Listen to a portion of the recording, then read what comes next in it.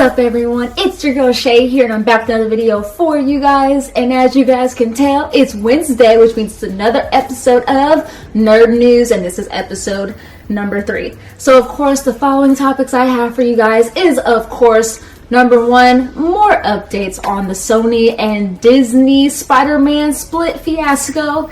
Then I'm going to be talking about the new fairy tale game that's coming out. And last but not least, I'm actually going to be going over the 6 parody anime to watch if you enjoy making fun of anime.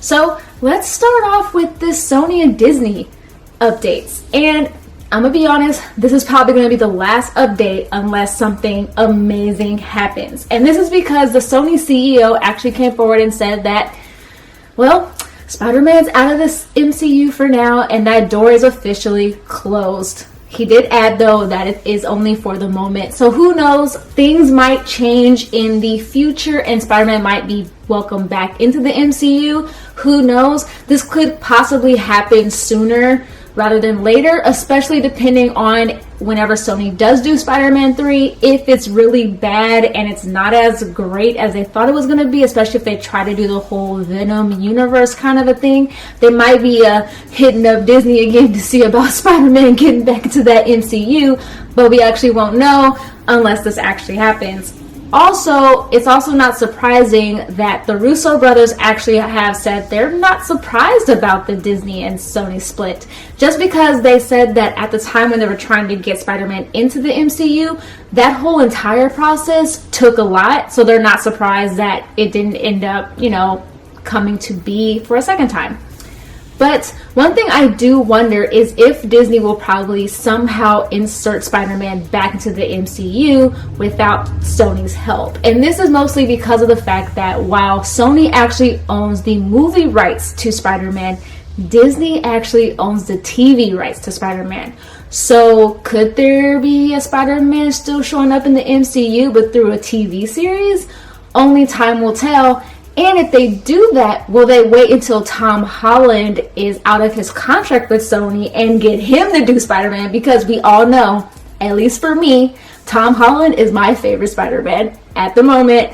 I don't know, but honestly, I would rather them cast him again as Spider-Man if they do decide to do a TV series, rather than them deciding to cast somebody else.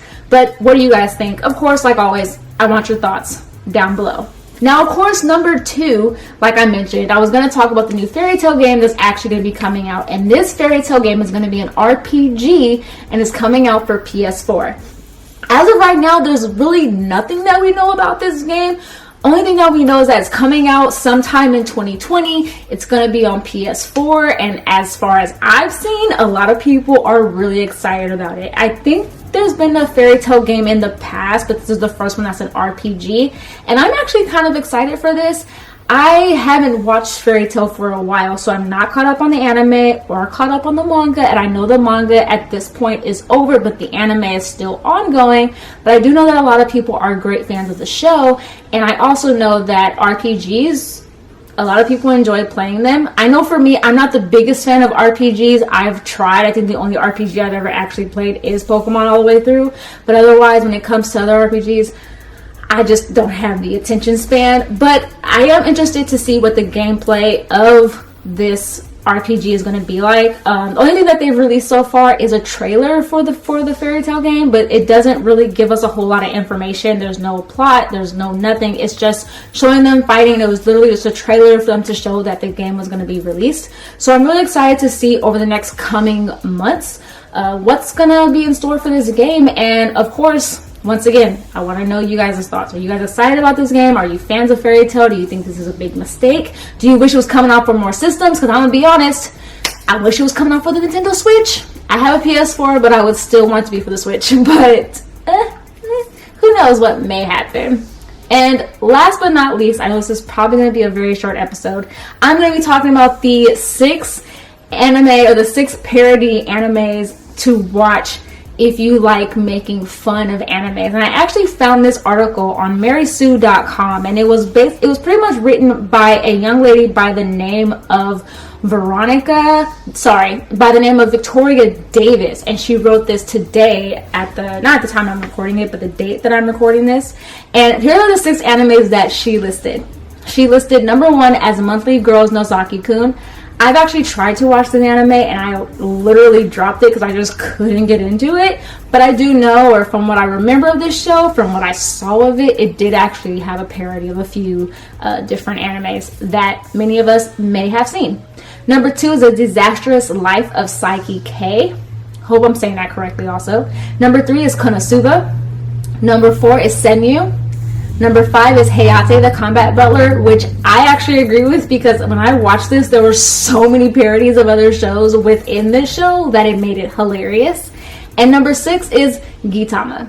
I'm actually not surprised about Gintama. I know that a lot of people have talked about the anime parodies within this show, and that's what made them also enjoy this show as a whole. I haven't seen it yet, but I am interested in watching this show. It's just the amount of episodes that are in this show, it makes it daunting. But what do you guys think of this list? I know that to me, I enjoy parodies of different animes because it's to me it's enjoyable for them to poke fun at it. I think another one where maybe it's not a parody, but you see hints of the different animes within the show, and that is Lucky Star. There's like little figurines and stuff, and I always thought that was kind of cool, like neat little Easter eggs. But to me also, if you are interested in watching parodies of animes, that is probably a great list to start out with.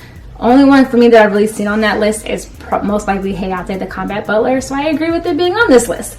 But what do you guys think? Is there other anime that you would add on to this list? Is there some that you would take off? What do you think of this list? Do you think the author got it wrong? Do you think they got it right? Let me know. Comment down below. But that ends this episode of Nerd News. I apologize if this episode is very, very short. I was trying to see what different articles I can talk about. I know one thing that I do want to express that I have not talked about on this show, but I know that a lot of people may not even be asking about this, but I do know that it's something that's a very hot topic always on Twitter, or from what I've seen, a lot of people always talk about it, and that is the Vic Mignogna case against Funimation for defamation. I only talked about it that one time, the previous episode, only because it dealt with the Funimation leaks that had happened, but I will not at this current time talk about the case. The reason why is because since there's so much division between what people feel about this case, I do not want people to decide to come through my comments and get upset about anything that I may say. So I am going to wait until this entire case is over and just talk about the case, or devote an episode to talking about this case, because it has a lot to uncover. I'm not going to try my best at least not to say my thoughts on how I feel about the case as a whole, although I will say right now the case has nothing to do with the alleged sexual allegations that have not plagued or have been that Vic has been accused of. This case is mostly just about defamation based off of what other voice actors have said about him, and also concerning Funimation and what they may have said regarding Vic, as well as their firing of him due to these allegations. So I just want to bring that up, and I also just want to tell you guys I will not be talking about the case for now. I know that a lot of stuff has happened with this case over the past few days.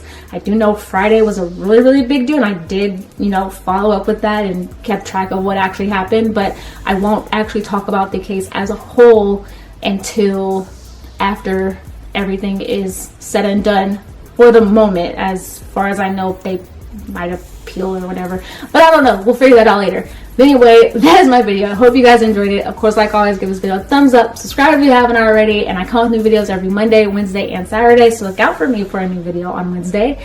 And of course, like always, I will leave links down below to all my social media accounts, my Instagram, my Twitter, my blog as well, so check me out on there. And I hope you guys have a great rest of your week. And of course, like always, if you have any topics you would like me to discuss on Nerd News, definitely comment them down below, any articles or anything that you guys would like me to discuss, and I will definitely take a look at them and check them out. But I'll see you guys soon. All right, you guys.